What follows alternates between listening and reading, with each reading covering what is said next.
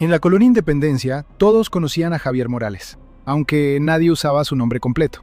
Para los vecinos era Javi, muchacho moreno, callado, que salía antes del amanecer y regresaba oliendo a metal caliente y humo de taller. Tenía 24 años y trabajaba como soldador cerca de la avenida Morones Prieto. Don Efraín, el dueño del taller, decía que Javier tenía pulso de cirujano. Podía unir 2 placas sin dejar una cicatriz fea, como si el fuego le hiciera caso. Javier no presumía. Bajaba la careta, encendía el soplete y trabajaba hasta que las manos le quedaban negras. No era hombre de pleitos, pero tampoco de agachar la cabeza. En el barrio todos sabían que, si alguien molestaba a una señora, a un niño o a un viejo, Javier aparecía sin gritar. Miraba fijo, y casi siempre bastaba. Por las noches entrenaba box en un gimnasio viejo de la Calzada Madero. Pegaba seco, con precisión, sin rabia. Para él, los puños eran como las herramientas. Servían para trabajar, no para presumir. Su plan era sencillo: ahorrar, comprar una camioneta usada, abrir un taller propio y casarse con Lucía, su novia desde la prepa. Ella trabajaba en una farmacia Guadalajara y estudiaba enfermería por las noches. Los domingos iban a misa, comían elotes en el centro y hablaban de una casa pequeña. En México, a veces, la paz ya era un lujo. Todo cambió un martes de agosto de 2004. El calor había caído sobre Monterrey como lámina ardiendo. Javier estaba soldando una estructura cuando llegó un hombre con camisa beige, pantalón oscuro y una carpeta de plástico. No parecía policía, pero caminaba con esa seguridad prestada de los que traen un papel oficial. ¿Javier Morales Hernández? Don Efraín levantó la careta. Aquí trabaja. ¿Qué se le ofrece? Tiene que presentarse mañana a las 6 en la zona militar. Asunto de servicio y regularización. Javier se quitó los guantes despacio. Mi cartilla ya está liberada. Eso lo arregla ya, respondió el hombre, tendiéndole el documento. Firme de recibido. Javier leyó el papel. Había sellos, números y palabras frías. Comparecencia obligatoria. Revisión administrativa. Posible adscripción temporal. No decía mucho, pero decía suficiente para ensuciarle el día. ¿Adscripción?, murmuró don Efraín. ¿Qué fregado significa eso? Que se presente, lo demás no me toca.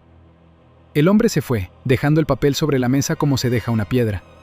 Esa noche nadie cenó bien en casa de los Morales. Doña Teresa sirvió frijoles y arroz rojo, pero se le fue la mano con la sal. Don Ramiro, albañil retirado por la espalda, fingió leer el periódico. Lucía se sentó junto a Javier y le apretó la mano por debajo de la mesa. A lo mejor es puro trámite, dijo, pero su voz no sonó convencida. En México, la palabra trámite podía significar una fila larga, una mordida o una puerta que se cerraba para siempre. Javier recordó una amenaza vieja, dicha por un cobrador de cuota que salió humillado del taller. Los nadie son los que más fácil se desaparecen. Al amanecer, Lucía lo acompañó hasta la parada del camión. Javier llevaba una mochila pequeña con una muda de ropa, un rosario de su madre y una foto doblada donde salían él y Lucía frente al Paseo Santa Lucía. No te pelees con nadie, le pidió ella. No voy a pelearme. Te conozco. Entonces sabes que no empiezo. Lucía intentó sonreír, pero se le llenaron los ojos de agua. Regresa hoy, Javier. Él la abrazó fuerte. Olía a champú de manzana y a miedo. Regreso hoy, dijo. Fue la primera mentira que le escuchó decir. En la zona militar lo hicieron esperar con otros jóvenes en un patio de cemento, donde el sol pegaba sin compasión. Les quitaron celulares, cinturones y documentos. A Javier le revisaron la mochila 2 veces. Cuando preguntó por qué, un cabo chaparro, de bigote recortado, le contestó sin mirarlo. Porque aquí preguntas mucho. A media mañana, los formaron frente a un capitán de rostro anguloso y ojos demasiado tranquilos. Se llamaba Arturo Salcedo. Hablaba con tono educado, casi amable, pero su voz no admitía réplica. Por disposición interna, serán trasladados para completar un periodo de instrucción y apoyo operativo. No están detenidos, no están castigados, están sirviendo a la patria. Un muchacho levantó la mano. Mi mamá no sabe, mi capitán, yo nomás venía a firmar. Salcedo sonrió apenas. Su mamá estará orgullosa. Nadie volvió a preguntar. Lo subieron a un camión militar con ventanas altas y cortinas sucias. Javier alcanzó a ver la ciudad moviéndose afuera como cualquier otro día.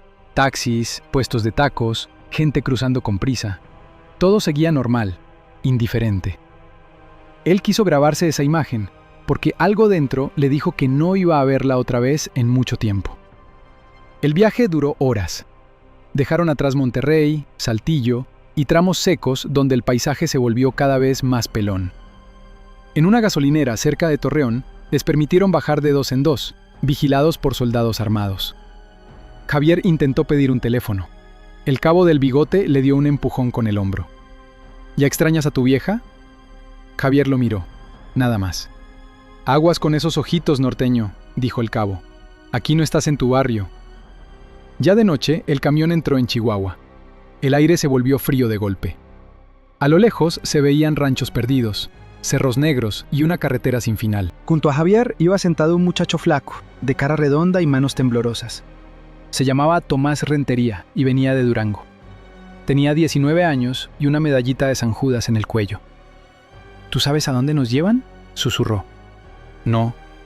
Mi primo dice que hay bases donde los mandos venden gente a los malos. Tu primo habla mucho. Tomás tragó saliva. Ojalá.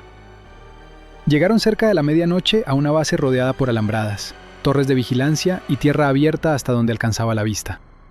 No había letreros visibles, solo un portón metálico, 2 reflectores y una bandera mexicana golpeando la noche con un ruido seco. «Bienvenidos al Campo Norte», dijo el cabo. «Aquí se les quita lo delicaditos». Los formaron en el patio. Entonces apareció un sargento Rubén Valdés, ancho de hombros, moreno, con una cicatriz que le bajaba desde la ceja hasta el pómulo. No levantó la voz, no le hizo falta. Aquí no me importa quién era tu papá, tu novia, tu barrio, ni tu virgencita, dijo. Aquí son botas, son polvo, son números. Si obedecen, comen. Si no obedecen, aprenden. Y si no aprenden... Se detuvo frente a Tomás, que temblaba sin poder evitarlo. Desaparecen. Algunos bajaron una mirada. Javier no. Valdés lo notó. ¿Qué me ves, soldadito? Nada, mi sargento. ¿Nada? ¿Estoy pintado o qué? Lo estoy escuchando. El patio entero se quedó en silencio. Valdés se acercó hasta quedar a un palmo de su cara. ¿Nombre? Javier Morales Hernández. No, aquí tú no tienes nombre. Aquí yo te pongo nombre.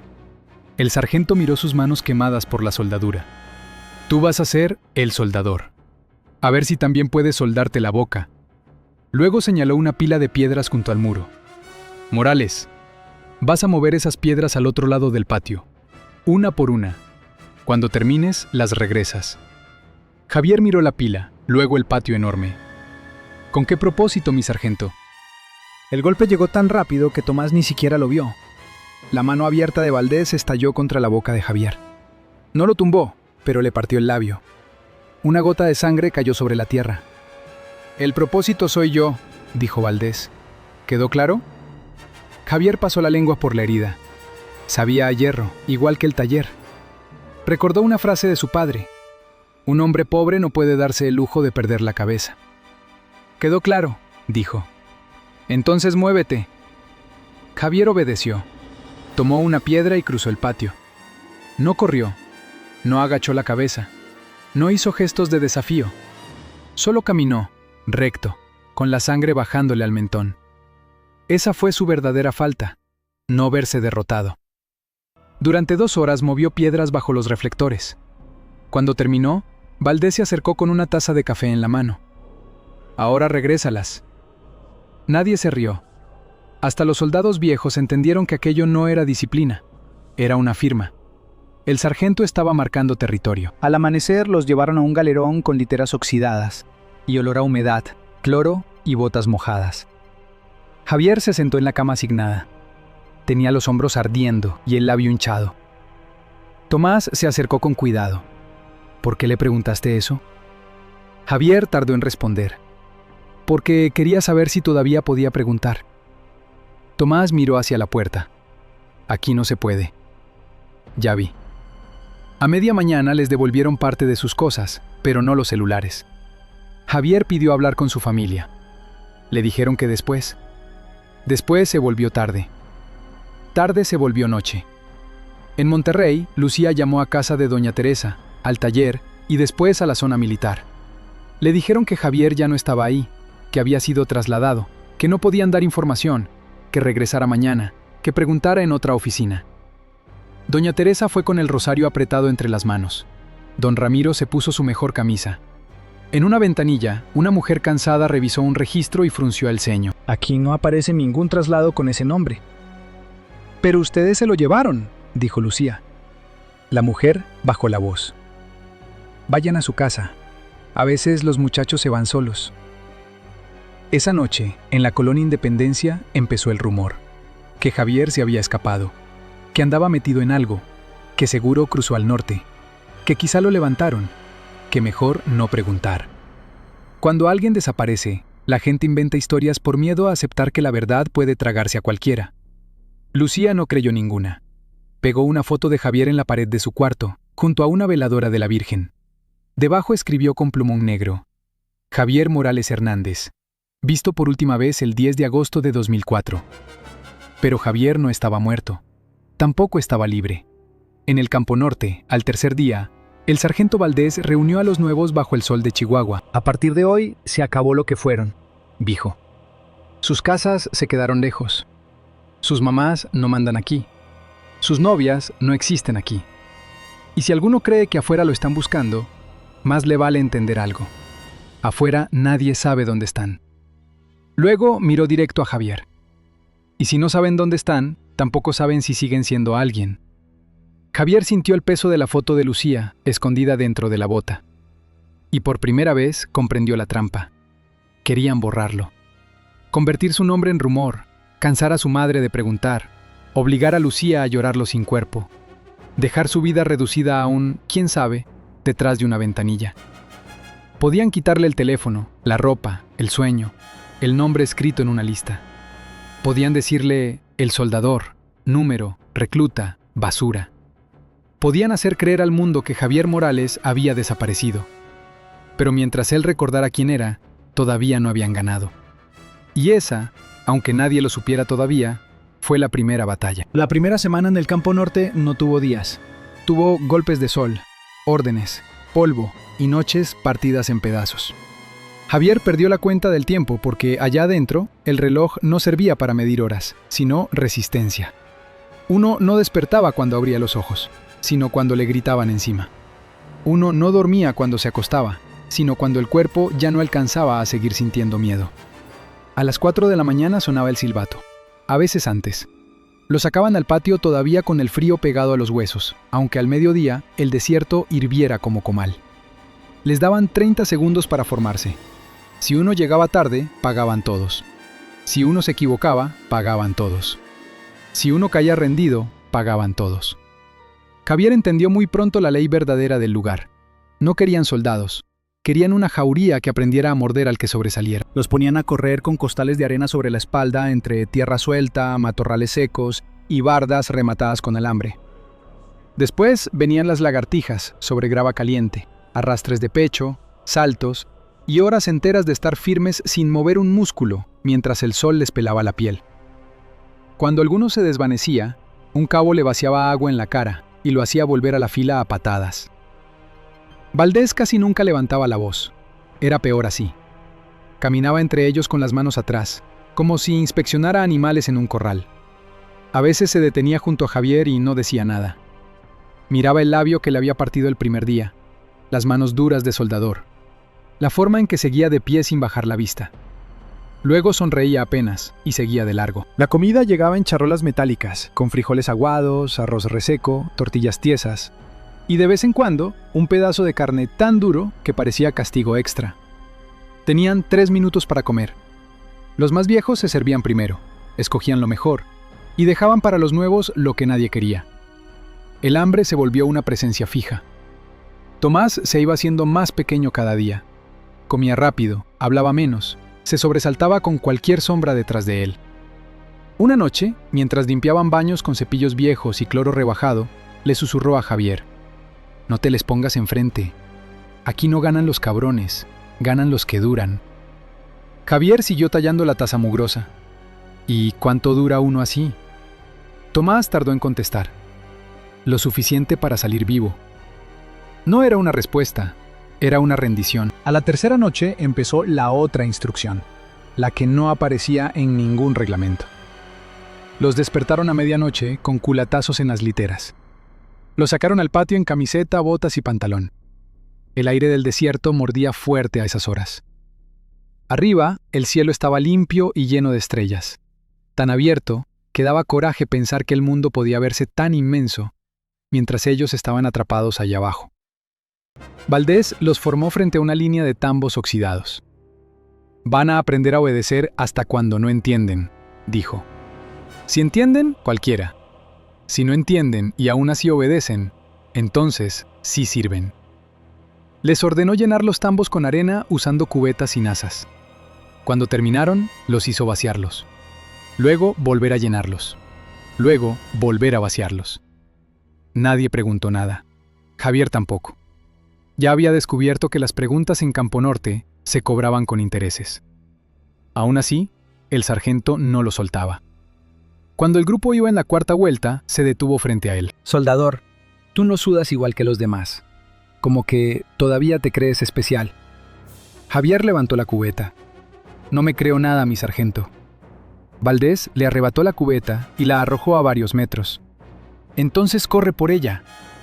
Javier fue, la recogió y regresó sin prisa. Un murmullo de resentimiento le corrió por la espalda. Cada vez que Valdés se fijaba en él, el castigo duraba más. Cada vez que Javier soportaba sin quebrarse, los demás pagaban un precio más alto. A la mañana siguiente, mientras se vestían, alguien encontró sus botas llenas de arena mezclada con orines. Nadie dijo nada. Javier las vació, se las puso y salió a formación como si no hubiera pasado nada. Unos querían verlo estallar. Otros querían comprobar que ya empezaba a doblarse. No les dio gusto a ninguno. Esa tarde los mandaron a desmontar y volver a montar un almacén abandonado, que no contenía más que cajas rotas y fierro viejo. Era un trabajo sin sentido. Uno de los reclutas, un muchacho de Sonora al que llamaban El Güero, dejó caer una viga y se abrió la ceja. Sangró bastante. El cabo a cargo lo miró con fastidio y dijo que la sangre se limpiaba después del turno. Javier avanzó para sostenerle la viga y darle un trapo. «Déjelo sentarse tantito», dijo. El cabo lo miró como si acabara de oír a un perro hablar. «¿Te di permiso de pensar?» Javier no respondió. Ayudó al muchacho a sentarse de todos modos. 5 minutos después, estaban todos otra vez en el patio, bajo el sol de las 3, haciendo sentadillas con el fusil sobre la cabeza. 150. Luego otras 50 por la vocación de enfermero del soldador. Al llegar a las 100, varios ya temblaban. Al llegar a las 130, Tomás cayó de rodillas. Un cabo lo levantó jalándolo del cuello. Por tu culpa, por tu culpa, por tu culpa. Empezó a repetir alguien en la fila. No se lo decían a Tomás, se lo decían a Javier. Aquella noche nadie se sentó junto a él para cenar. Su charola quedó sola en la esquina de la mesa, como si trajera peste. Del otro lado, los reclutas murmuraban entre dientes. En Campo Norte, el respeto y el rencor nacían del mismo lugar. Ya entrada la madrugada, cuando por fin nos dejaron tirarse en las literas, Javier sintió un peso en el pecho. Abrió los ojos. Uno de los soldados viejos, flaco y de nariz chueca, estaba sentado sobre él en la oscuridad. «Hazte a la idea, norteño», le susurró con aliento café rancio. «Si el sargento te trae de encargo, no te salvas. Aquí todos terminan hincados». Javier no forcejeó. Solo lo miró fijo desde abajo. «Quítate». El viejo sonrió. «Mira nomás, todavía trae voz». La sonrisa se le borró cuando Javier tensó el abdomen y lo sacudió de encima de un solo impulso. El hombre cayó de lado sobre la litera vecina, metiendo ruido. Varios despertaron de golpe. Javier ya estaba sentado, listo para levantarse. El otro se incorporó furioso, pero no se le fue encima. A la entrada del galerón alguien había encendido la luz. Era Valdés. No preguntó qué pasaba. Observó el cuarto un segundo y dijo: «Todos al patio, en chinga». Los hizo correr alrededor de los dormitorios hasta que amaneció. Cuando alguno se atrasaba, Valdés volteaba a ver a Javier y sonreía con esa calma que daba más miedo que la rabia. Al terminar, los dejó formados, doblados del cansancio. «A ver si entienden de una vez», dijo. «El hombre que no sabe acomodarse acaba enterrando a los de junto». Y caminó hasta quedar frente a Javier.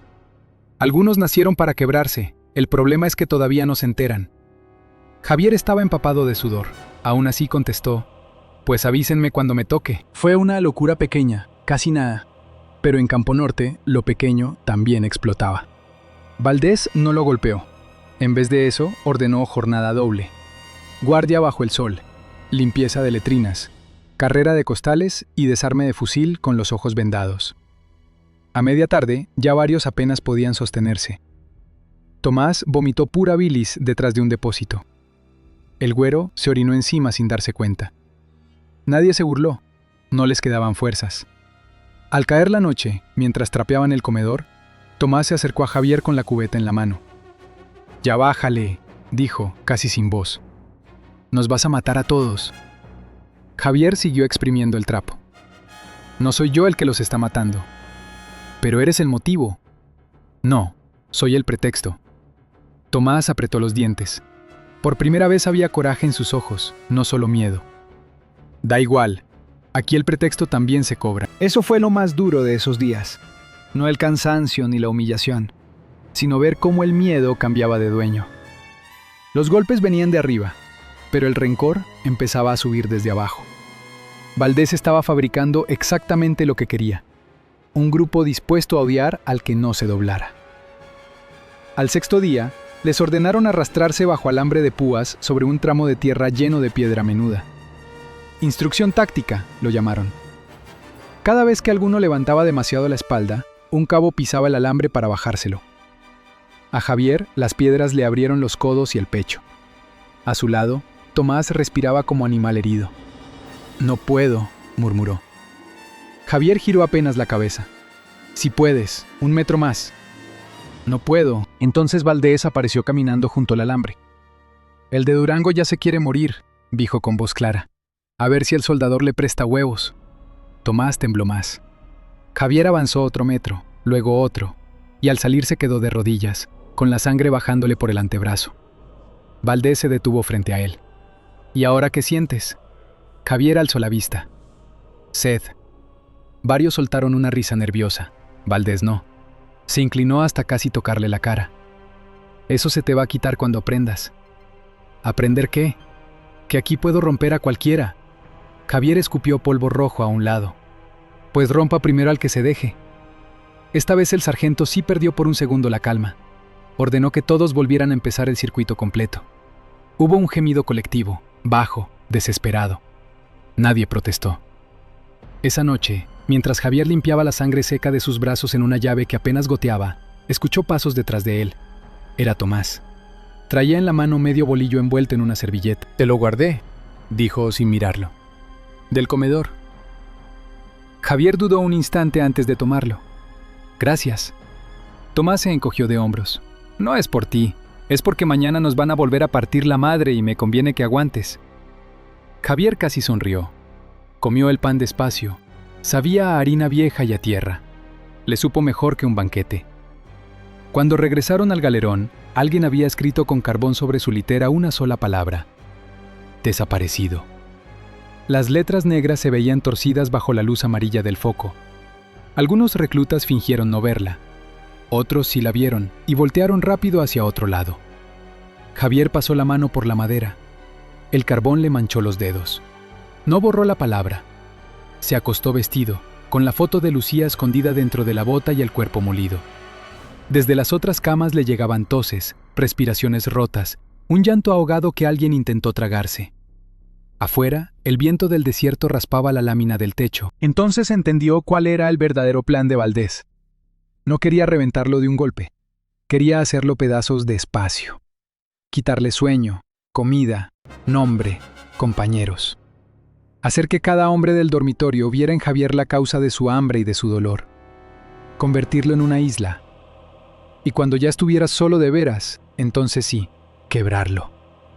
Javier cerró los ojos, pero no durmió. Por primera vez desde que llegó al Campo Norte, tuvo una certeza limpia, helada. El sargento no iba a detenerse. No buscaba disciplina, buscaba rendición. Quería verlo agachar la cabeza, pedir permiso para respirar, aceptar que el uniforme valía más que su nombre. Y Javier también entendió algo más. En un lugar así no bastaba con ser fuerte. Ahí la fuerza servía de poco si todos a tu alrededor empezaban a desear que te rompieran. Ese fue el momento exacto en que dejó de sentirse castigado y empezó a sentirse cansado. En el campo norte, el cuerpo se acostumbraba a casi todo, menos a la traición. Al dolor, uno terminaba midiéndolo. Al hambre la engañaba con agua. Al sueño lo parchaba a cabezazos.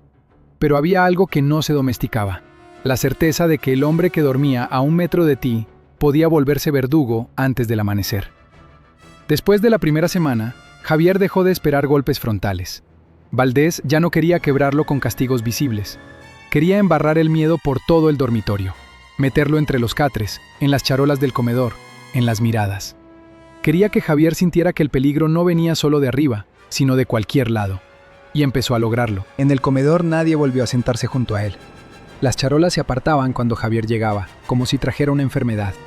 Si se formaba en la fila del agua, alguien cambiaba de lugar. Ya ni siquiera era desprecio, era cálculo. En Campo Norte, todos sabían que la mala suerte se contagiaba, y Javier se había convertido en la peor del cuartel. Tomás seguía hablándole, pero cada vez menos. Lo hacía cuando no había nadie cerca, en voz baja, sin verlo de frente. Una madrugada, mientras doblaban cobijas para la revista, Javier le preguntó: «¿Desde cuándo les tienes tanto miedo?» Tomás siguió acomodando la tela. «Desde antes de llegar aquí». «Eso no te lo hicieron aquí». «No», admitió, «pero aquí aprendí para qué sirve». No dijo más, no hacía falta. En México el miedo no nacía en un solo sitio, solo cambiaba de uniforme. Los soldados viejos se volvieron más creativos. Una noche, Javier encontró su jabón embarrado con grasa negra. Al día siguiente, su cantimplora amaneció vacía. Luego desapareció una toalla. Después, una calceta. Cosas pequeñas, pero siempre escogidas para dejarle claro que alguien tocaba sus cosas cuando él no miraba. Javier respondió como desde el principio, no regalando espectáculo. Lavó el jabón, volvió a llenar la cantimplora, usó la toalla prestada que Tomás le aventó sin palabras y no preguntó por la calceta. Pero por dentro, empezó a tensarse de otra manera. Era la del animal que sabe que hay trampas aunque no las vea. A la mitad de la segunda semana, los mandaron a limpiar una bodega detrás de los dormitorios. Javier y otros 4 reclutas levantaban un estante cuando uno de los viejos, el de nariz chueca que había intentado montársele encima en la litera, dejó caer adrede una esquina sobre la mano de Javier. El dolor fue seco. Le aplastó 2 dedos contra el concreto.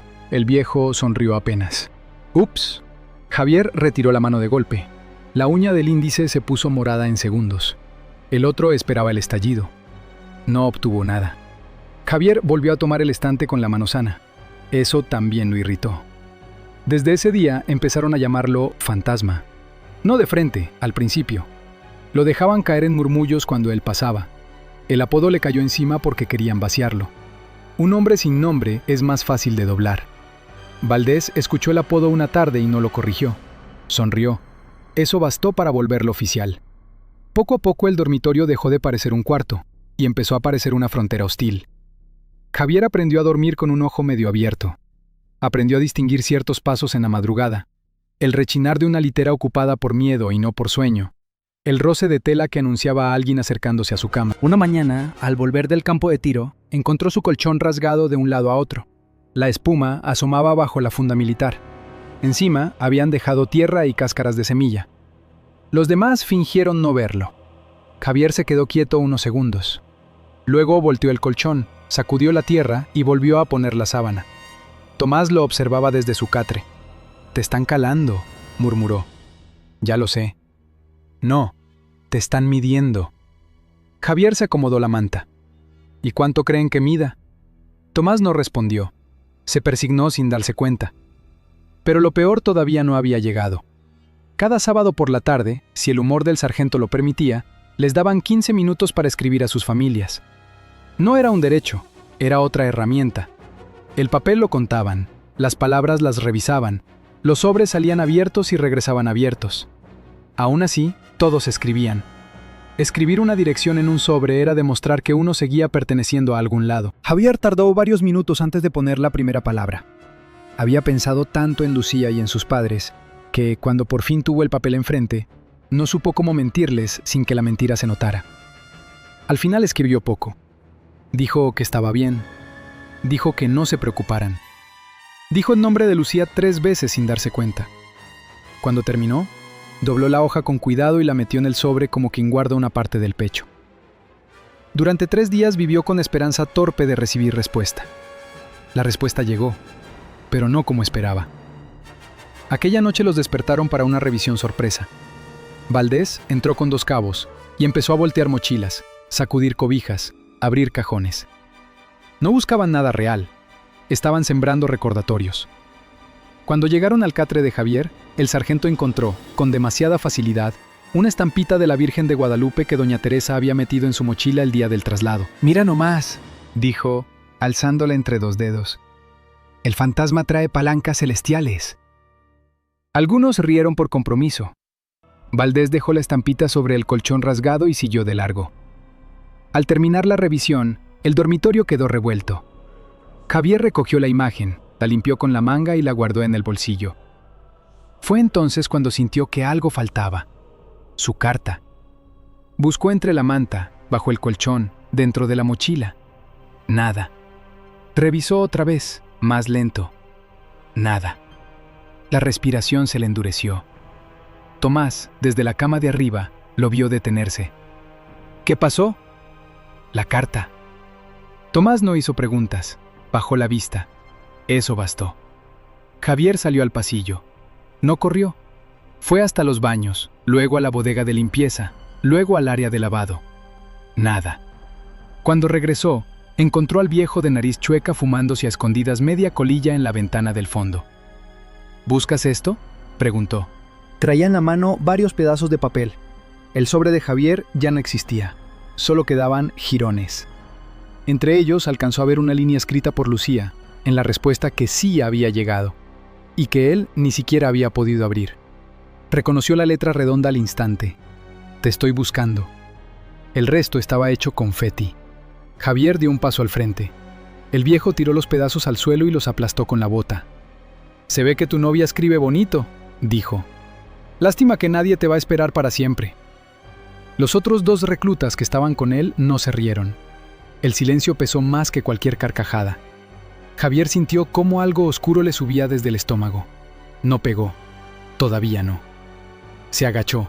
Recogió uno por uno los pedazos de papel y se los guardó en la bolsa de la camisa. Luego alzó la vista. «No vuelvas a tocar algo mío», lo dijo despacio. El viejo dio una fumada corta. «¿Y si sí?» Javier lo miró tan fijo que el otro fue el primero en apartar los ojos. A la mañana siguiente, el dormitorio entero pagó. Valdés los hizo correr con el uniforme mojado. Después los obligó a tender camas y volverlas a destender durante horas. Luego los mandó a lavar pisos a mano mientras los viejos descansaban a la sombra. Cuando alguno protestaba, el sargento repetía con voz tranquila: «Denle gracias a su compañero. Él quiere aprender diferente». Le bastaba con usarlo como excusa para envenenar a los demás. Y el veneno empezó a cuajar. Esa tarde, cuando Javier volvió por agua, encontró sobre su colchón una rata muerta, rígida, con el hocico abierto y moscas pegadas en los ojos. En la barriga le habían escrito con marcador negro una sola palabra: solo. Tomás fue el único que se acercó cuando Javier la agarró por la cola y la echó al tambo de basura. «Te quieren sacar de la cabeza», dijo. Javier se limpió la mano con un trapo. «Primero van a tener que entrar». Los días siguientes confirmaron lo peor. Ya no solo eran los viejos. Algunos de los nuevos empezaron a participar. Uno escondía un cinturón, otro vaciaba una cantimplora, otro pasaba el rumor de que Javier estaba marcado, de que si seguían cayendo castigos era por su culpa, de que lo mejor sería entregarlo entre todos al gusto del sargento para que los dejara en paz. Nadie lo decía así de claro delante de él, no hacía falta. La idea ya caminaba sola. Entonces Javier vio algo que le dolió más que la rata y más que la carta rota. Una noche despertó con sed y fue al lavadero del fondo. Allí encontró a Tomás en camiseta, inclinado sobre un tambo, lavando a mano las camisolas sudadas de 2 soldados viejos. Tenía los dedos enrojecidos por el jabón corriente y el agua helada. «¿Qué haces?», preguntó Javier. Tomás se estremeció. «Nada que te importe. Eso no es tuyo». Tomás apretó la tela con rabia. «¿Me dejan dormir 1 hora más mañana?». Javier se quedó callado. El muchacho siguió tallando la mugre ajena. «1 hora», repitió. «Tú no entiendes. Tú nomás sabes aguantar. Pero yo no puedo más. Si les lavo esto me dejan en paz tantito. No te dejan en paz, dijo Javier. Te rentan el descanso. Tomás soltó una risa seca. Pues aunque sea rentado. Fue la primera vez que Javier no supo qué responder, porque entendió algo peor que los golpes. La línea entre víctima y cómplice ahí dentro era delgada. A un hombre no siempre lo rompían pateándolo. A veces bastaba con ofrecerle una hora de sueño para que él solo empezara a doblarse. Regresó al catre sin hacer ruido. En el pasillo, antes de entrar, oyó el clic metálico del encendedor de Valdés. El sargento estaba en la penumbra, fumando. «Tu amigo ya entendió», dijo sin mirarlo.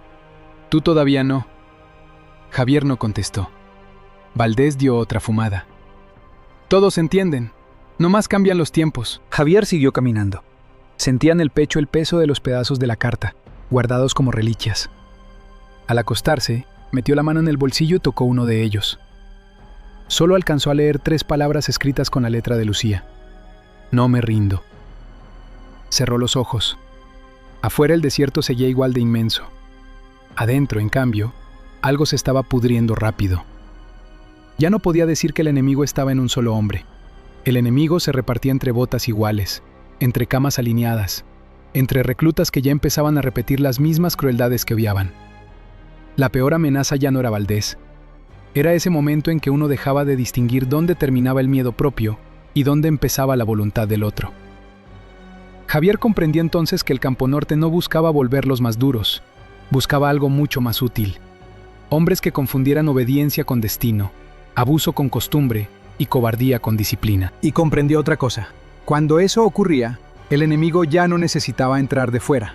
Dormía en la litera de al lado, formaba contigo al amanecer y respondía al mismo toque de corneta. Eso fue lo que más asco le dio. Y eso fue lo que lo convenció de que, tarde o temprano, todo aquello iba a reventar. La tercera semana en el Campo Norte empezó con un silencio raro. No era alivio, era esa calma demasiado limpia que en el norte siempre anuncia algo malo.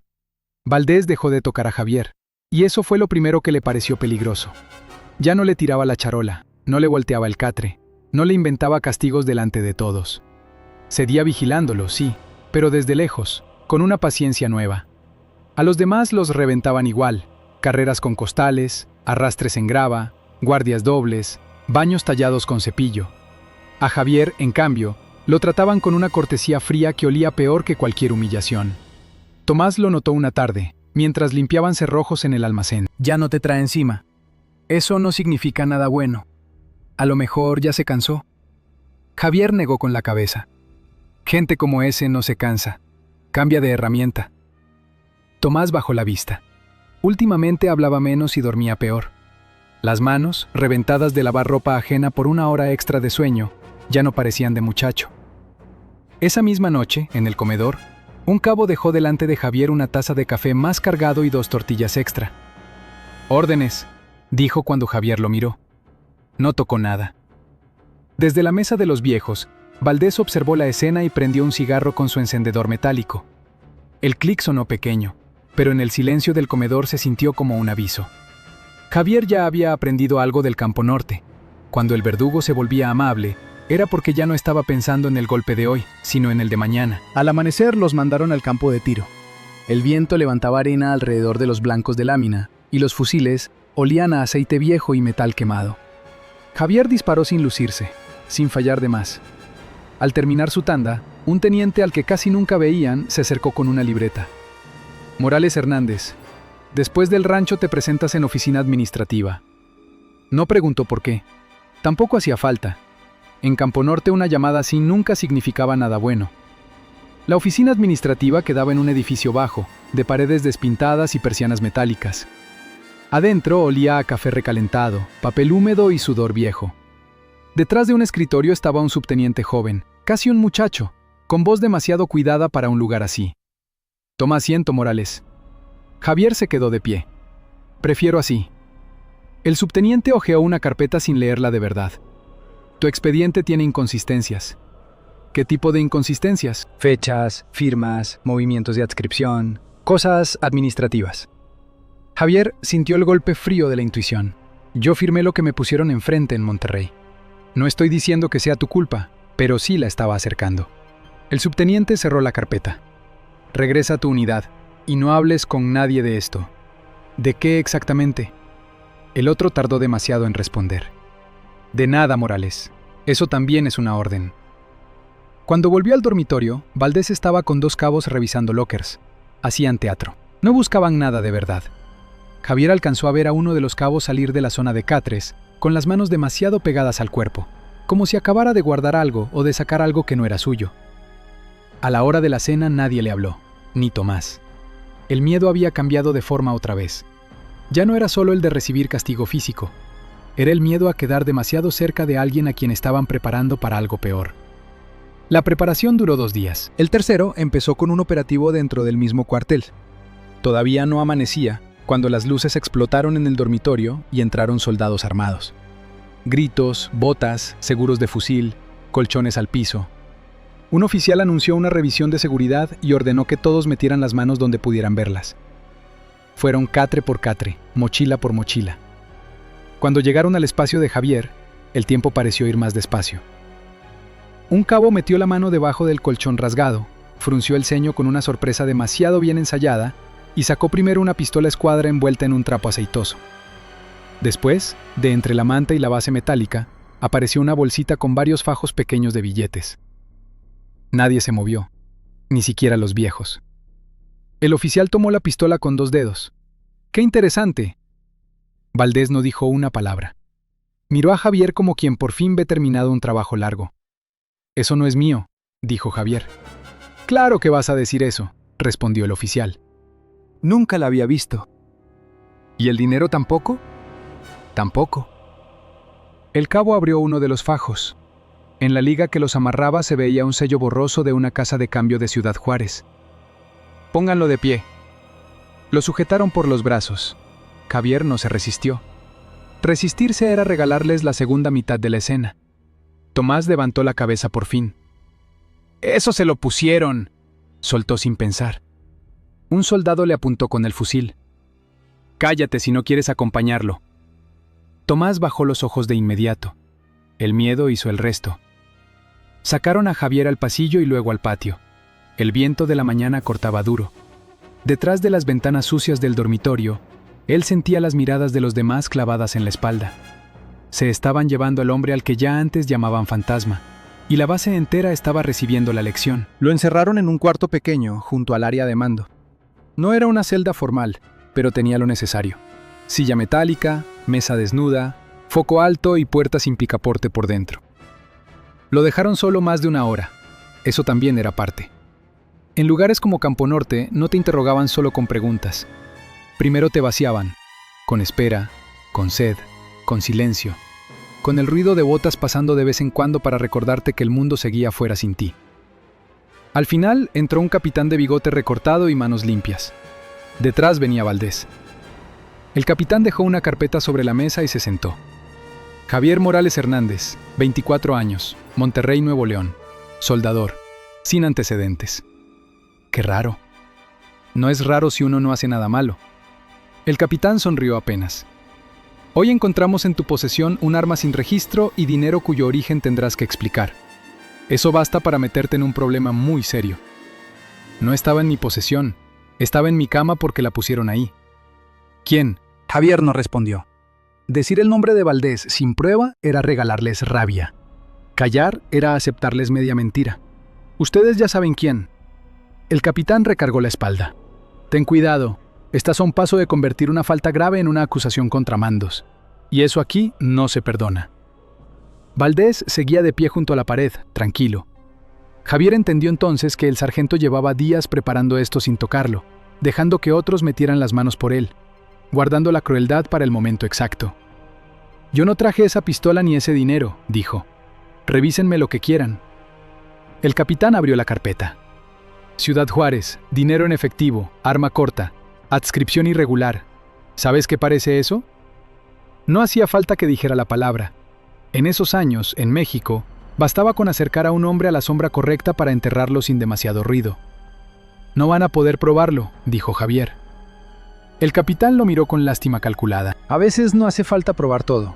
A veces basta con abrir la puerta correcta para que la vida de un hombre se descomponga sola. Tu madre preguntando en oficinas. Tu padre recibiendo visitas. Tu novia dando horario sin darse cuenta. Por primera vez desde Monterrey, Javier sintió miedo de verdad. No por él, por la imagen precisa que el otro acababa de ponerle enfrente. Doña Teresa abriendo la puerta con el rosario en la mano. Don Ramiro tratando de hacerse grande con la espalda rota. Lucía saliendo de la farmacia y encontrándose una sombra detrás. El capitán notó que había dado con la llave. Pero no todo está perdido, dijo. ¿Qué quieren? Orden, colaboración, sinceridad. Has generado problemas desde que llegaste. Castigos colectivos, resistencia. Y ahora aparece esto. Todavía puedes ayudar a arreglarlo. ¿Cómo? El hombre empujó una hoja y una pluma hacia él. Firmas una declaración. Reconoces que recibiste el arma y el dinero por miedo, sin haberlos usado. Das nombres. Nos ayudas a identificar a otros. Y la historia cambia. Javier entendió el truco completo. Querían convertirlo en culpable y testigo al mismo tiempo. Ensuciarlo primero, usarlo después. ¿Y si no firmó? El capitán guardó unos segundos de silencio. Entonces el caso sube. Ya no te lo arreglo yo. Lo verá gente con menos paciencia. Puede terminar en prisión militar. Puede abrir otras líneas. Puede salpicar a tu familia. Tú decides cuánto quieres que dure esto. Valdés habló por fin, con voz casi amable. Te lo dije, fantasma. Todos entienden. Nomás cambian los tiempos. Javier lo miró. Ya no veía solo al sargento del patio y del dormitorio. Veía al hombre que había dejado de golpearlo porque había encontrado algo mejor. Una forma de doblarlo sin tocarle un hueso. No gritó. No iba a regalarles eso. El capitán señaló la hoja en blanco. Piénsalo hasta mañana al amanecer. Luego hablamos otra vez. Se levantó, tomó la carpeta y salió. Valdés fue detrás, pero antes de cerrar dejó caer una última frase. Cuida bien lo que vayas a perder. A veces no regresa. La chapa sonó como sentencia. Javier se quedó solo con la hoja enfrente. Afuera el cuartel seguía respirando como si nada. Pasos, órdenes, motores, un silbato lejano. Adentro, en cambio, todo se había estrechado hasta quedar reducido a unas cuantas posibilidades, y ninguna era limpia. Si firmaba, entraba a la red de ellos. Si no firmaba, podían triturarlo por otro lado. El arma y el dinero eran solo el principio. Lo verdaderamente mortal era lo que venía después. El expediente, la palabra correcta puesta en el papel equivocado, la visita a Monterrey, el miedo llegando a casa con botas ajenas. Miró sus manos, marcadas por quemaduras viejas de soldador y raspones recientes de la grava del entrenamiento. Manos de trabajo, manos de verdad. Y, sin embargo, bastaba una pistola ajena bajo un colchón para volverlas sospechosas.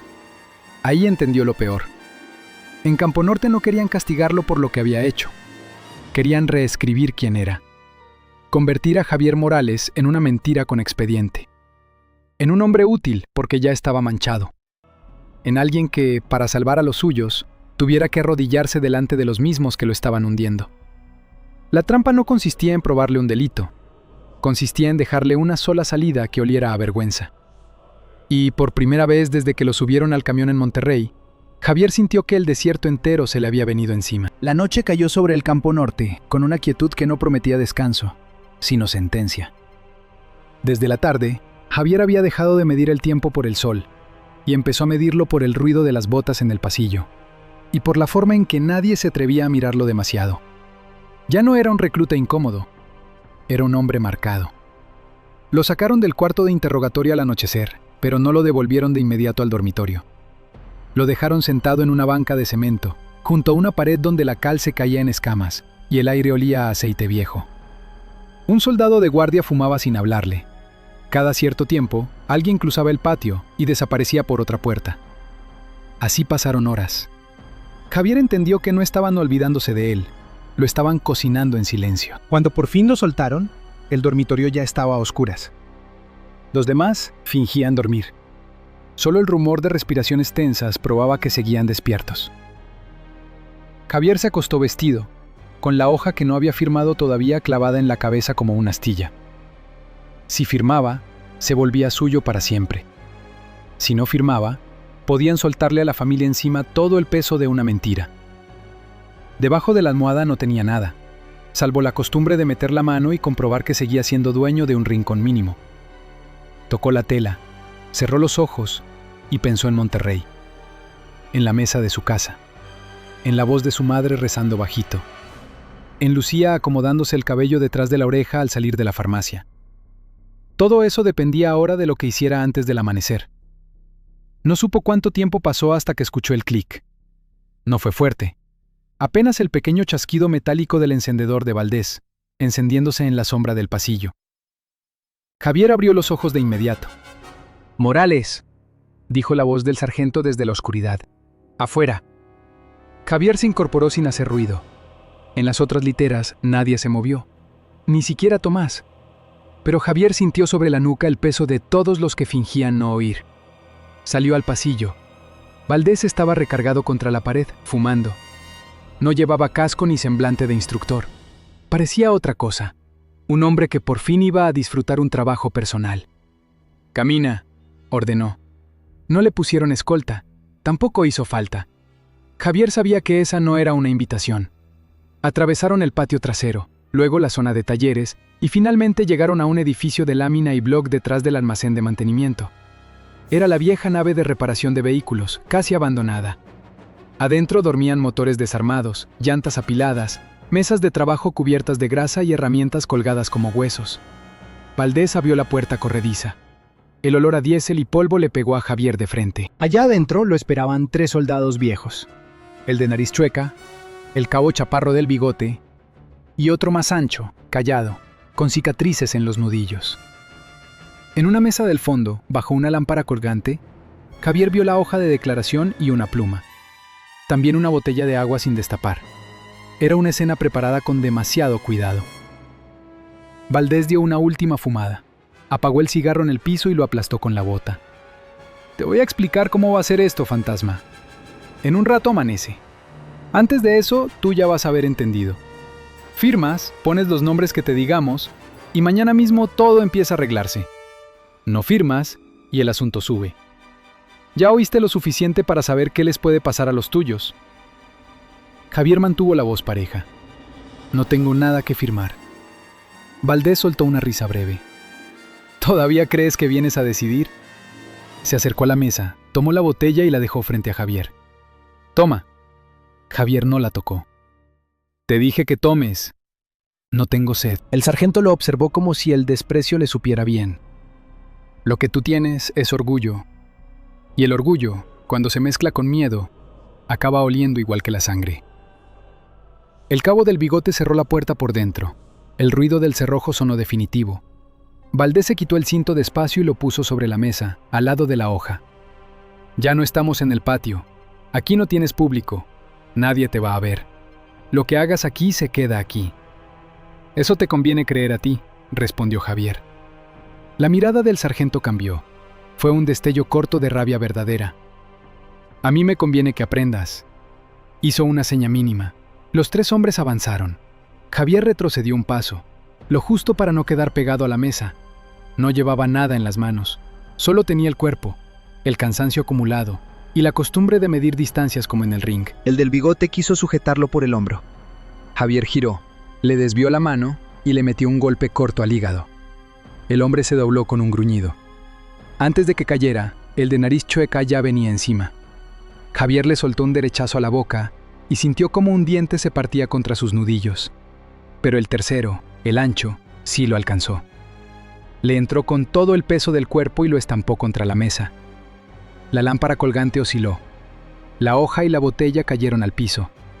Javier intentó zafarse, pero el otro lo prendió de la camisa y lo tiró de espaldas entre 2 llantas. Valdés no intervenía. Miraba. Eso era lo que más asco daba. Javier alcanzó a incorporarse de rodillas cuando le llegó la primera patada en las costillas. Luego otra. Se cubrió con los antebrazos, rodó a un lado y consiguió ponerse de pie antes de que lo arrinconaran. La nave olía a grasa y a polvo levantado. El mundo se había reducido al círculo de luz bajo la lámpara y a 4 hombres queriendo verle la caída. El de nariz chueca se lanzó otra vez.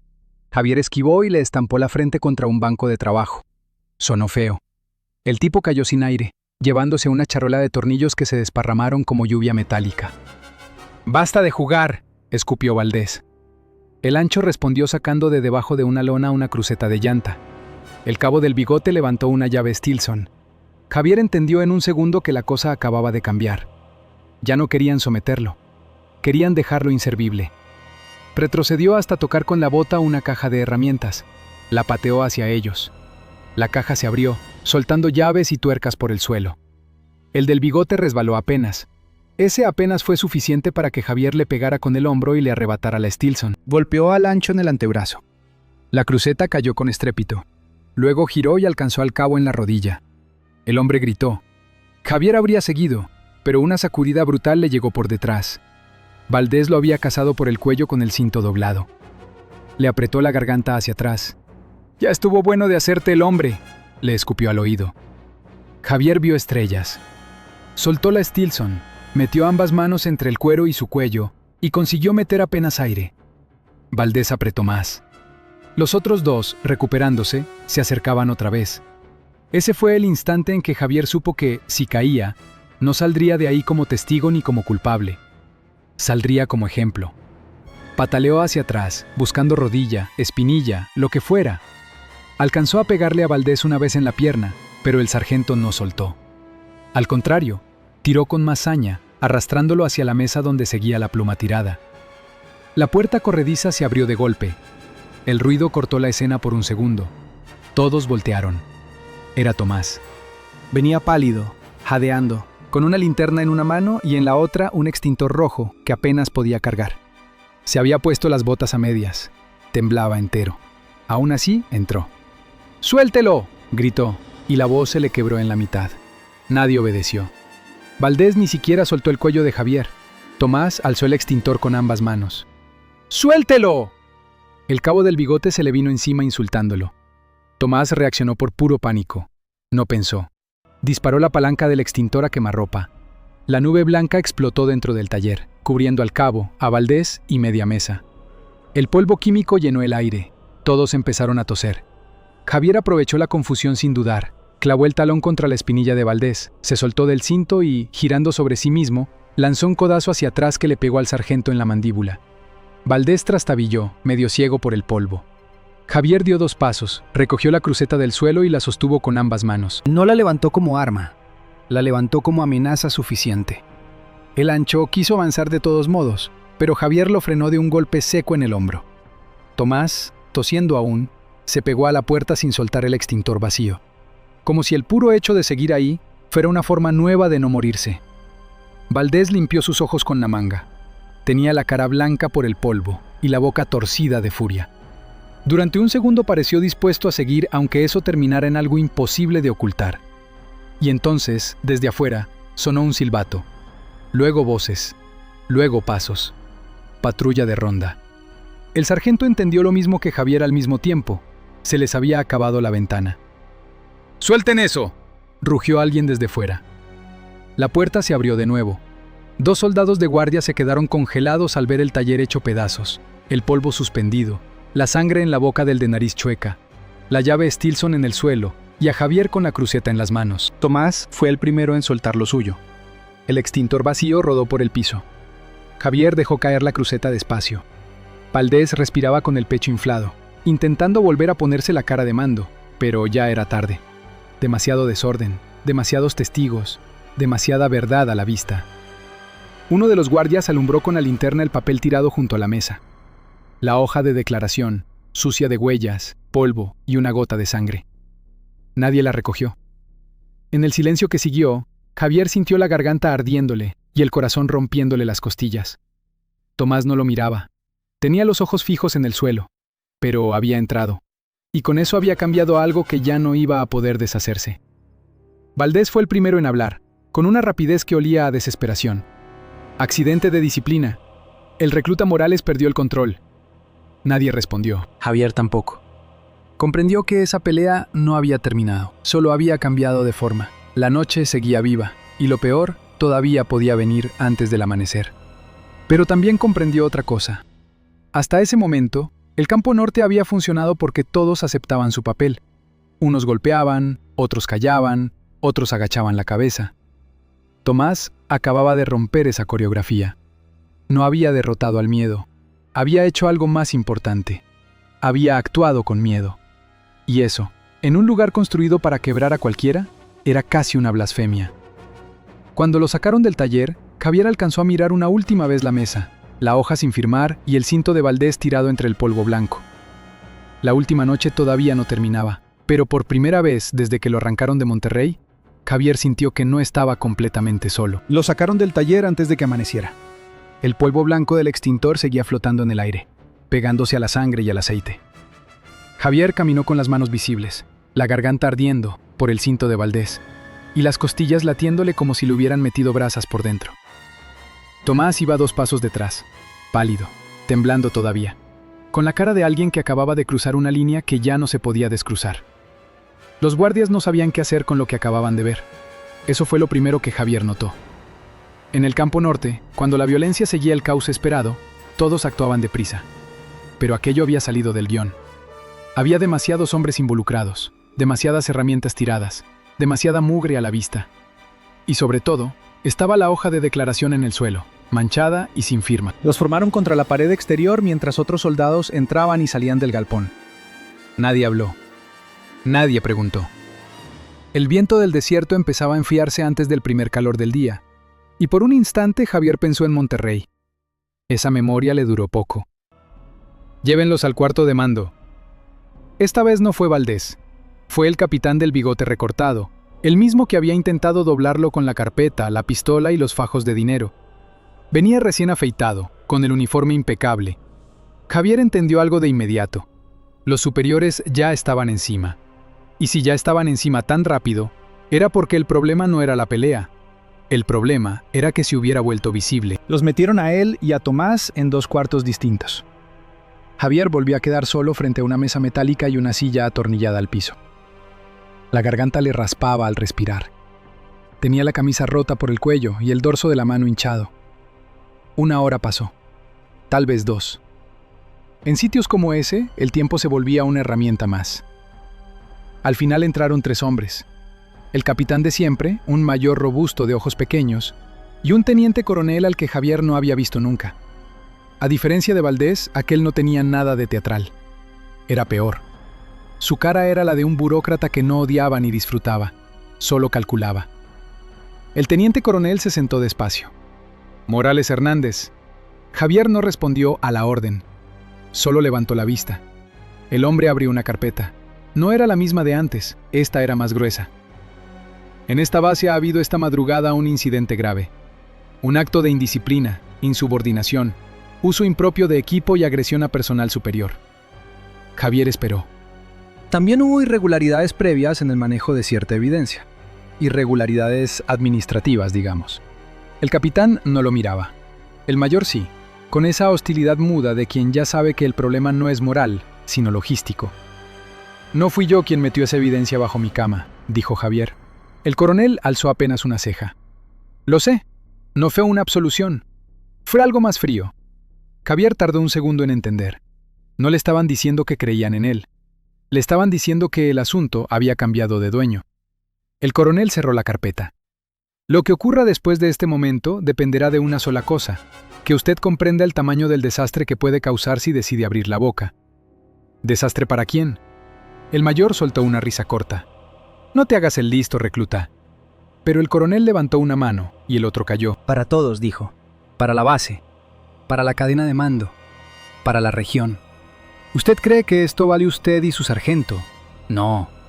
Si esto sale, saldrá como una instalación militar usando procedimientos no autorizados, fabricando expedientes y perdiendo el control interno. ¿Entiende la diferencia? Sí la entendía, y por eso mismo se le heló el cuerpo. Cuando la mentira era pequeña, podían aplastarlo a él. Cuando la mentira se volvía grande, empezaba a costarle carrera a demasiada gente. Entonces ya no quieren que firme, dijo Javier. El coronel lo observó con atención por primera vez. Quiero que entienda que hay formas inteligentes de sobrevivir y formas idiotas de inmolarse. ¿Y cuál me toca a mí? La que le toque si coopera. La palabra era asquerosa, cooperar. Siempre sonaba limpia cuando la usaban los que ya tenían la bota encima de otro. El capitán empujó un vaso de agua hacia él. Esta vez Javier sí lo tomó. Tenía la garganta hecha lija. Su compañero Rentería también fue interrogado, dijo el coronel. Tiene miedo, mucho. Y el miedo, cuando se orienta bien, Vuelve útil a la gente. Usted debería aprender de eso. Javier no respondió. No iba a regalar a Tomás en ese cuarto. El mayor habló por fin. Valdés está acabado. Eso ya no te toca resolverlo. El problema es qué hacemos contigo. No me metí solo en esa nave, pero saliste de ahí con una cruceta en las manos. Era verdad. Y esa verdad parcial, acomodada en un informe, bastaba para hundirlo igual que la pistola ajena. El coronel volvió a abrir la carpeta. Desde este momento desaparece toda referencia al arma y al dinero. Nunca existieron. Usted no vio nada, su compañero no vio nada, y el personal de la guardia tampoco vio nada. Lo que existió fue un incidente nocturno de instrucción entre personal fatigado que derivó en un forcejeo impropio. Punto. Javier lo miró fijo. ¿Y por qué iba a aceptar eso? El hombre ni se molestó en disfrazar la respuesta. Porque la alternativa es que el caso siga vivo. Y si sigue vivo, la gente que hoy está intentando cerrarlo se protegerá dejando que lo entierren a usted con todo y nombre. El cuarto quedó en silencio. Allí estaba la salida. No limpia, no justa, solo posible. Javier pensó en su madre frente a una puerta, en su padre intentando sostener la espalda para no verse derrotado, en Lucía escuchando preguntas que ya eran una forma de amenaza. Entendió que aquello no era una negociación real, era una rendija. Una rendija abierta no por compasión, sino por pánico. ¿Qué quieren exactamente?, preguntó al final. El coronel cerró la carpeta una vez más. Que se vaya lejos, usted y Rentería, hoy mismo, antes de que los rumores agarren forma. ¿A dónde? A donde no molesten y donde nadie tenga interés en escarbar lo que pasó aquí. El mayor tomó un sobre amarillo del escritorio. Transferencia operativa, destacamento de sierra, zona de montaña, lejos. Javier sintió un pulso extraño en el pecho. No era alivio. Era algo más desconfiado. Una puerta abriéndose sin dejar de parecer trampa. ¿Y Valdés? El capitán habló por primera vez desde hacía varios minutos. El sargento sufrió un accidente durante revisión de equipo en taller. Lesiones faciales. Posible traslado médico. Esa es la versión. Es mentira. El mayor se inclinó sobre la mesa. Aquí todos estamos hablando de mentiras útiles, recluta. No confundas eso con moral. El coronel se puso de pie. Tiene 30 minutos para decidir si entiende cómo funciona el mundo. Después de eso, la máquina vuelve a andar y a nadie le va a importar a quién aplaste primero. Cuando salieron, dejaron la puerta sin seguro. Javier siguió sentado. No necesitaba pensar demasiado. Ya había pensado toda la noche. La verdad no iba a salvarlo. Y, peor aún, tampoco iba a salvar a los suyos. En ese cuarto entendió una de las cosas más miserables del poder. A veces no se sostenía porque todos le creyeran, sino porque sus propios errores podían arrastrar a demasiados hombres con galones. Lo sacaron poco después hacia la enfermería. En el pasillo se cruzó con Tomás. Venía custodiado por otro soldado. Se veía derrotado, pero entero. Cuando sus ojos se encontraron, ninguno habló. Sin embargo, Javier alcanzó a ver algo nuevo allí. No valor puro. Era otra cosa. La resaca del miedo cuando ya hizo lo peor, y aún así, uno sigue vivo. En la enfermería le pusieron yodo en la mano. Le revisaron las costillas y le limpiaron la marca morada del cuello. El médico militar, un hombre seco de más de 50, trabajó sin hacer preguntas. Al terminar murmuró apenas: «Tiene suerte». Javier pensó en responder que no. Se guardó las palabras. La suerte no tenía nada que ver. Lo que tenía era un escándalo demasiado grande para la gente equivocada. Cuando volvió al dormitorio, los demás ya sabían que algo raro estaba ocurriendo. No por información, sino por instinto. Nadie le habló. Nadie se burló. Incluso los viejos evitaban cruzarse demasiado cerca de él. La violencia abierta había cambiado de sabor. Ya no olía a impunidad, olía a encubrimiento. Encontró sus pocas cosas apiladas sobre la litera. 2 mudas, la toalla áspera, la estampita de la Virgen, la foto de Lucía escondida dentro de la bota, los pedazos de carta guardados en la camisa vieja. Alguien los había juntado con una pulcritud rara, como si quisieran sacarlo de allí sin dejar huella de que alguna vez estuvo. Tomás llegó con su propio bulto en las manos. «También me sacan a mí», dijo en voz baja. «Ya sé. Creí que me iban a dejar aquí». Ya no les sirves aquí. Tomás se quedó quieto. Luego, casi sin aire, preguntó: «¿Nos van a matar en otro lado?». Javier lo miró unos segundos antes de responder. No sé. Era la única verdad limpia que quedaba. Lo subieron a una camioneta cerrada antes del mediodía. Nada de despedidas, nada de formación, nada de papeles leídos frente a otros. Discreción total. Mientras la camioneta avanzaba por el camino de terracería que salía del Campo Norte, Javier vio por la rendija trasera cómo la base se hacía cada vez más pequeña. Torres, polvo, lámina, alambre. El patio donde habían intentado borrarle el nombre. Todo se iba encogiendo bajo el sol hasta parecer una mancha más en el desierto. Tomás llevaba las manos apretadas entre las rodillas. ¿Y si un día cuentan todo como si hubiera sido culpa nuestra? Javier apoyó la cabeza contra la pared metálica. Ya lo hicieron.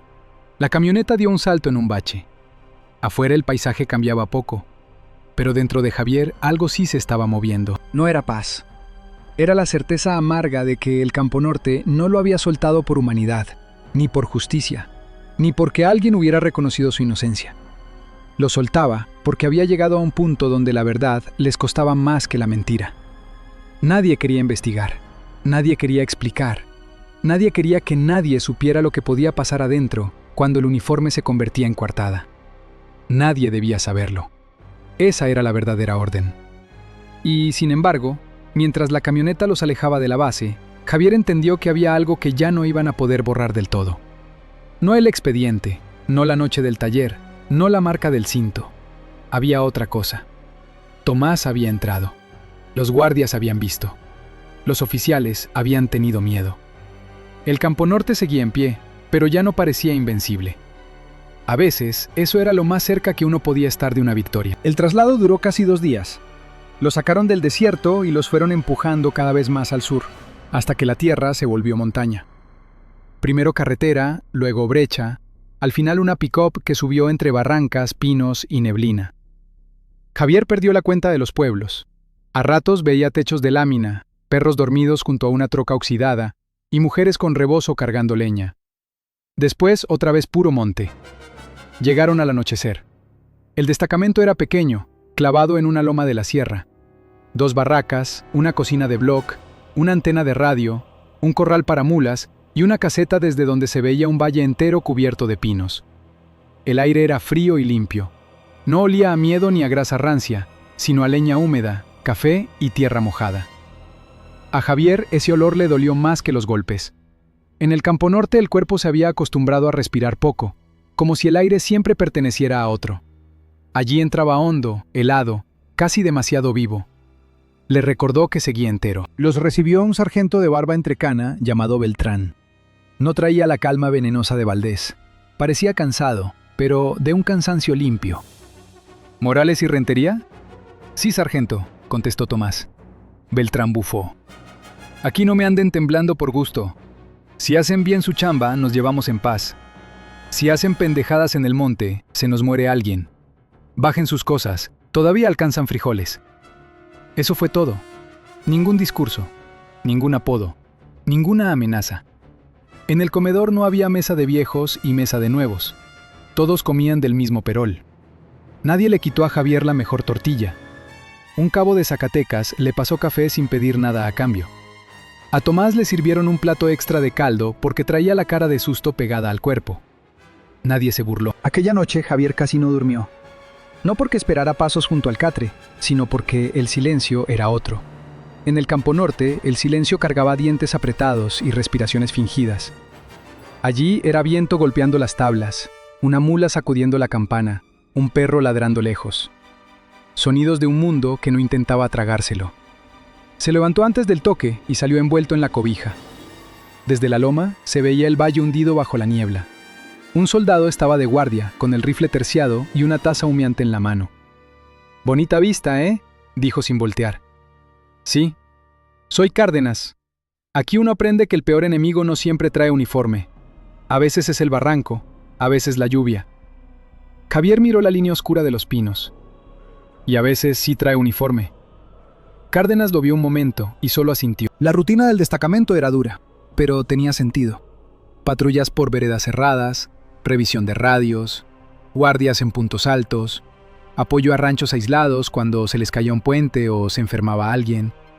También había operativos, porque la sierra escondía pasos, hombres armados y carga que cambiaba de dueño en la neblina. Pero allí el desgaste no servía para humillar.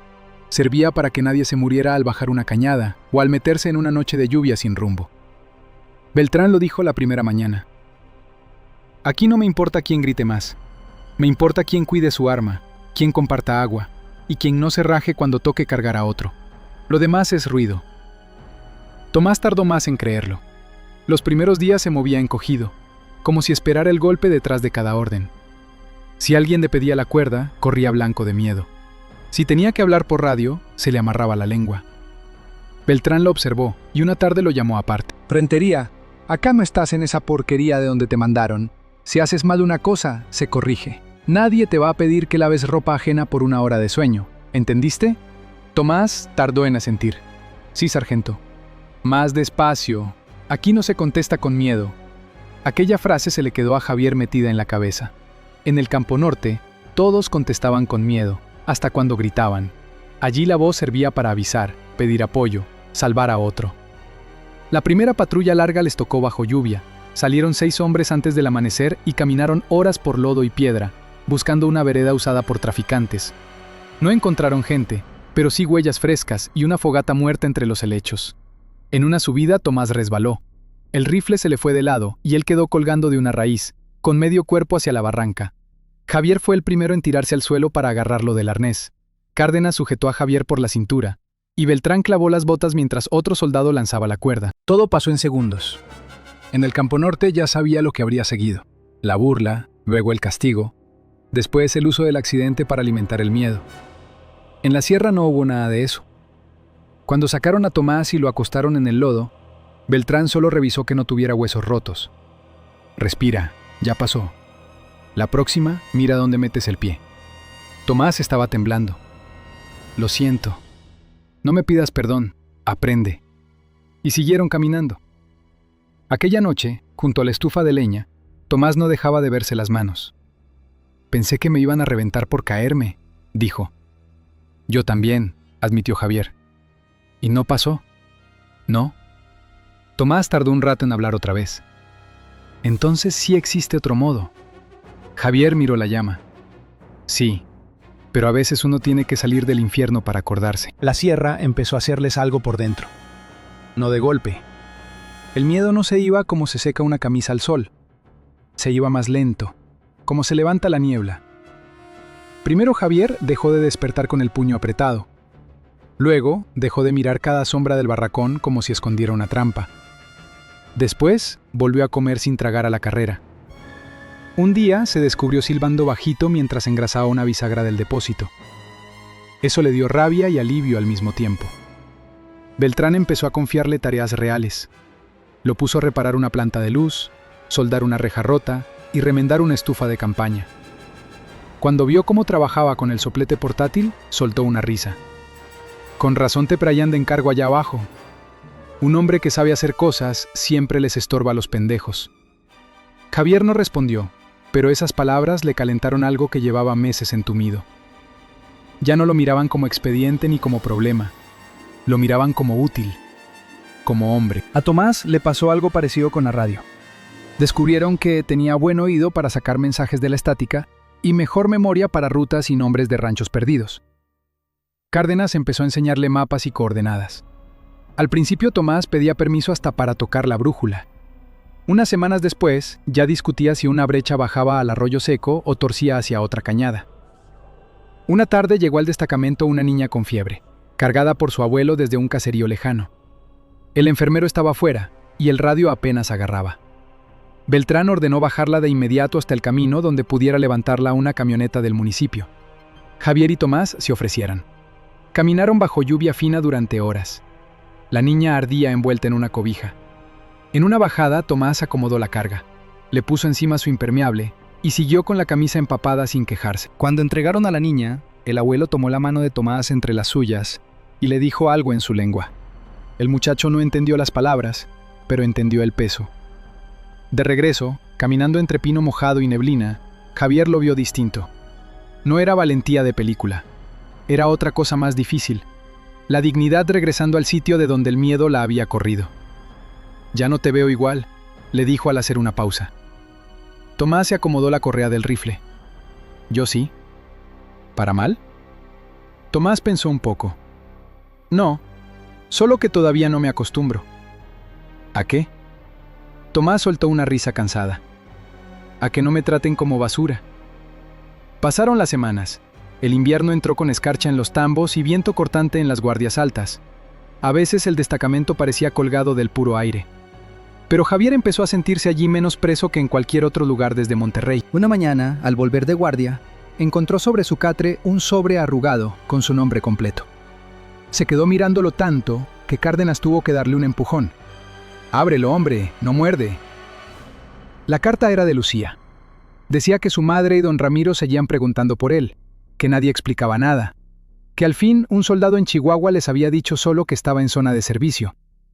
Decía que seguía esperándolo, que no iba a soltar su nombre aunque otros ya aconsejaran olvidarlo, que rezaba por él. Y al final, volvía a poner lo mismo que Javier había alcanzado a leer en los pedazos de la carta rota. «No me rindo». La leyó 3 veces. Después se sentó en la orilla del catre y dejó que el mundo se quedara quieto un rato. El Campo Norte no había conseguido borrarlo del todo. Habían querido convertir su nombre en rumor, pero al otro lado del país seguía habiendo alguien escribiéndolo completo. Esa noche, junto a la estufa, guardó la carta en la bolsa interior de la chamarra. Tomás lo vio hacerlo. ¿Buenas noticias? Javier asintió. Las mejores en meses. Beltrán, calentándose las manos, los miró de reojo. No se me ablanden demasiado. Mañana subimos a la línea alta y allá el viento no respeta enamorados. Los hombres soltaron una risa corta. Rieron sin veneno, sin que nadie pagara por la risa de otros. Javier oyó ese sonido y entendió con una claridad dolorosa lo que estaba pasando en aquel lugar perdido entre cerros. No se estaban haciendo blandos, se estaban curando. No del todo, eso nunca pasa tan fácil. El cuerpo recuerda, el miedo deja costumbre. La espalda sigue esperando el golpe aun cuando ya no viene. Pero allí, entre pinos, barro, radios viejos, café quemado y patrullas largas, algo roto empezaba a soldarse otra vez. Nadie podía devolverles las noches sin sueño, ni la vergüenza, ni la carta hecha pedazos, ni el gusto amargo de saberse usados como carne para el miedo. Pero sí les estaban mostrando otra verdad, que un uniforme no tenía por qué volver bestia a un hombre, que la disciplina podía servir para salvar y no para humillar, y que el respeto no necesitaba gritar. Fue en esa montaña, lejos del desierto y de los pasillos del Campo Norte, donde Javier empezó a creer que quizás sobrevivir no bastaba, que también era posible volver a vivir. A principios de marzo, la sierra empezó a cambiar de color. El hielo de las mañanas seguía pegándose a los tambos y a las tablas del destacamento. Pero al mediodía, la tierra ya olía distinta. Debajo de los pinos, entre la aguja seca y la piedra mojada, comenzaban a asomar brotes verdes. Javier notó ese cambio una mañana en que subía de la radio con un rollo de cable al hombro. Se detuvo apenas un segundo a mirar la ladera y sintió algo extraño. Por primera vez en muchos meses, el mundo le pareció más grande que sus recuerdos. No significaba que hubiera olvidado. El Campo Norte seguía metido en su cuerpo como se queda una vieja quemadura. A veces no dolía, pero nunca desaparecía del todo. Ciertas noches seguía despertando con la garganta dura, como si aún llevara el cinto de Valdés apretado al cuello.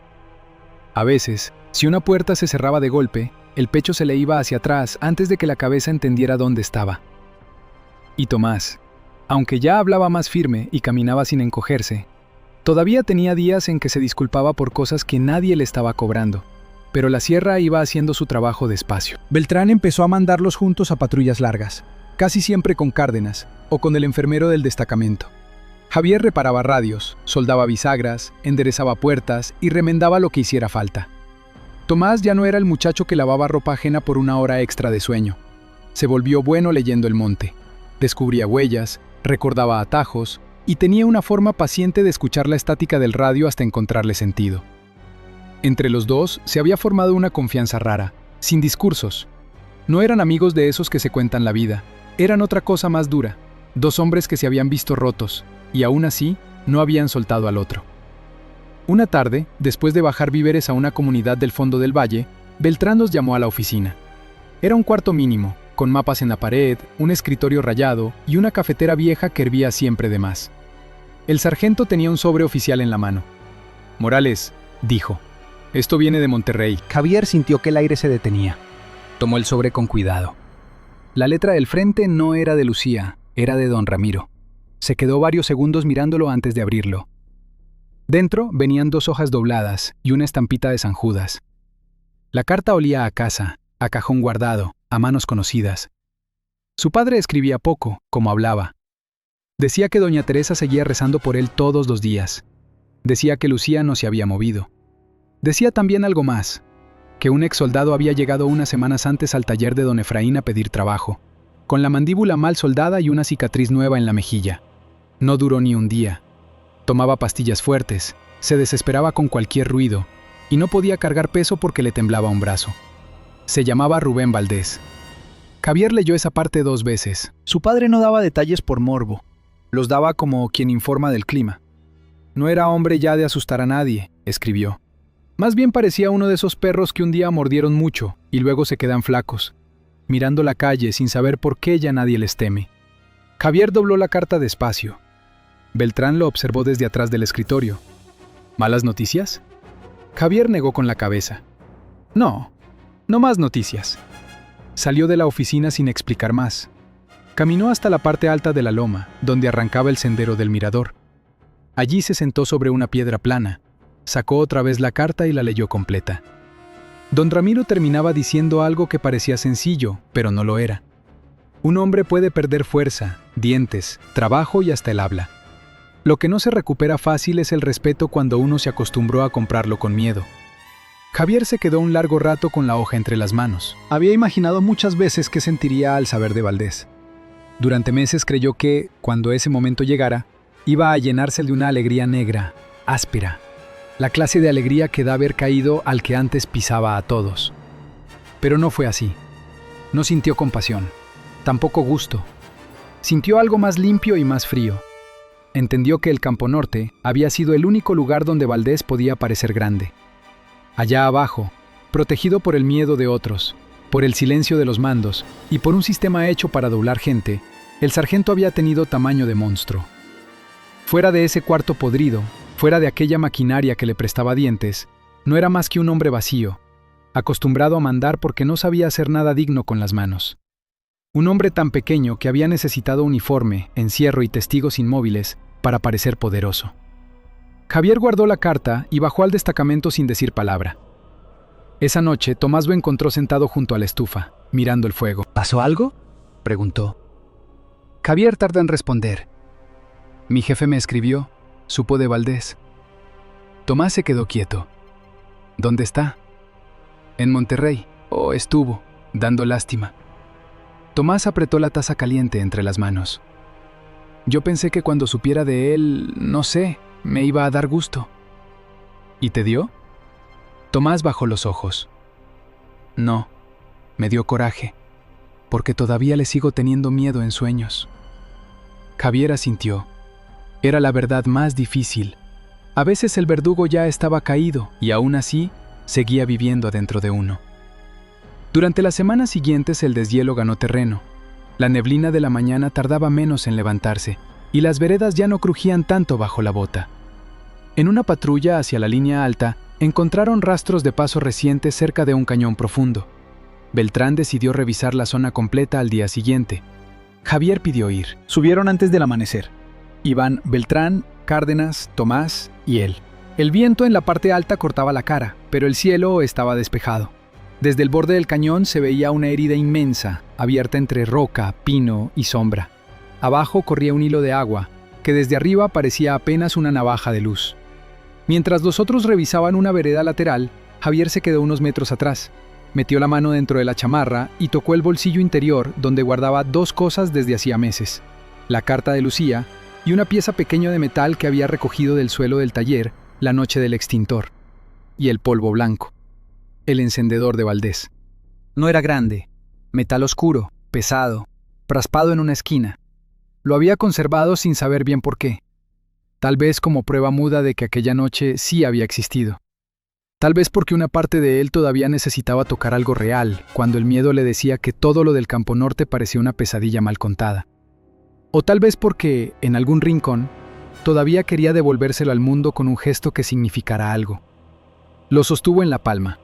El metal seguía frío. Tomás se acercó por detrás. No hizo ruido. Solo miró el objeto. Ese era de él, ¿verdad? Sí. ¿Por qué te lo quedaste?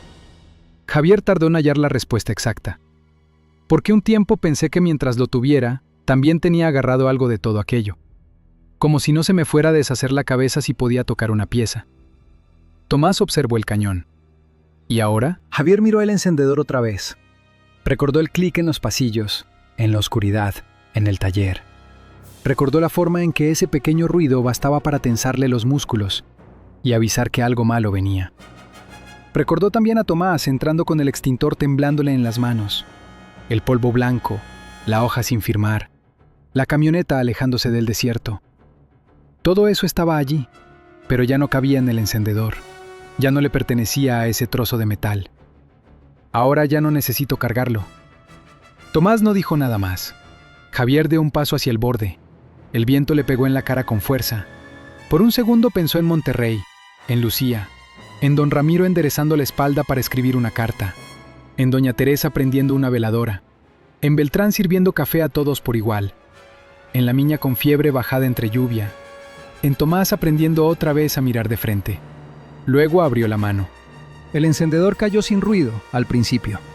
Solo se vio girar, dar un reflejo breve bajo el sol y perderse entre la roca y la sombra hasta volverse nada. Javier se quedó mirando abajo. No sintió triunfo, sintió alivio. Tomás soltó el aire despacio. ¿Eso era todo?, preguntó. Javier sonrió apenas. No, pero ayuda. Regresaron al destacamento al caer la tarde. Esa noche, después de la cena, Javier sacó papel y escribió por fin una carta larga a Lucía. No mintió. Tampoco contó todo. Le habló del frío de la sierra, del olor a pino, de una niña que había logrado bajar viva con ayuda de todos, de las nubes metiéndose por los barrancos como humo lento. Le dijo que seguía pensando en ella, que guardaba sus cartas, que a veces la imaginaba saliendo de la farmacia con esa forma suya de caminar rápido, como si el mundo siempre la estuviera esperando en algún sitio. Y al final escribió algo que llevaba meses tratando de entender. Escribió que hay cosas que sí pueden arrancarle a uno. El sueño, la fuerza, el nombre en un registro, la paz de la casa, la confianza en el uniforme, la idea infantil de que la autoridad siempre sabe lo que hace. Pueden arrancarle a uno mucho, pero no todo. Porque la dignidad no es una medalla, ni una orden, ni un papel firmado por otro. No vive en el cuartel, ni en el rango, ni en el miedo que uno sea capaz de provocar. Vive en el lugar exacto donde un hombre decide hasta dónde se deja torcer. Eso fue lo que Javier entendió al tirar el encendedor al cañón. En el Campo Norte quisieron quitarle el nombre, volverlo expediente, convertirlo en herramienta de una mentira. Quisieron enseñarle que obedecer humillado era la única forma de salvar a los suyos. Quisieron hacerle creer que el miedo manda más que la conciencia. Y no pudieron del todo. Lo lastimaron, sí, lo marcaron. Le dejaron cicatrices que iban a tardar años en cerrarse. Pero no pudieron quedarse con la parte que le decía quién era cuando no había nadie mirando. Esa parte no se vende, no se firma, no se entrega por cansancio ni por terror. Solo puede perderla uno mismo.